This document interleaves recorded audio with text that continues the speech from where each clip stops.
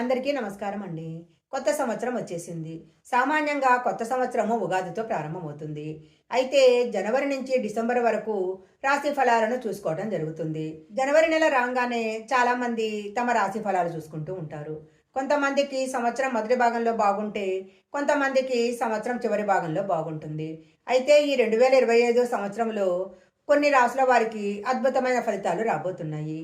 ఆ రాశులేంటో ఇప్పుడు మనం తెలుసుకుందాము.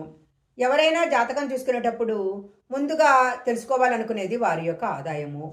ఎంత ఆదాయం వస్తుంది? ఎంత ఖర్చు అవుతుంది? ఇలాంటి విషయాలను రాశి ఫలాలు చూసి తెలుసుకోవాలి అనుకుంటారు. చాలామందికి వచ్చే ఆదాయంతో పోలిస్తే వ్యయం ఎక్కువ అవుతూ ఉంటుంది. మరికొన్ని రాశుల వారికి ఆదాయం కంటే ఖర్చు ఎక్కువ ఉంటుంది. కొంతమందికి ఖర్చు కంటే ఆదాయం ఎక్కువ ఉంటుంది.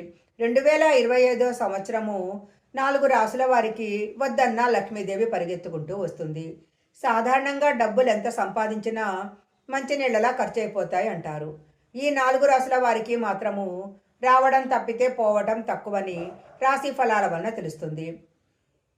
2025 సంవత్సరము ఆదాయము వ్యయము చూసినట్లయితే మిథున రాశి వారికి ఆదాయం 14 కాగా వ్యయం 2గా ఉంది.